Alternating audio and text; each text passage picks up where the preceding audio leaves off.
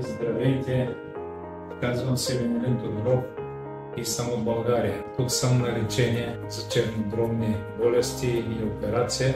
Благодарение на Turkish Medical Center се лекувам в болница Башкент университети и с помощта преводач, благодарение на нейната помощ, успяхме да се свържем, да направим връзка, да дойдем до тук. Благодарение на екипа на професор Феза, на доктор Тъмно и доктор Съм, благодарение на техните грижи, които положиха за мен и усилия да претърпя на тежка 11-часова операция. След това редица интервенции, днес имам честа да съм пред вас, за да мога да изкажа своята най-искрена, най-лична благодарност на всички от целия екип и на цялата болница.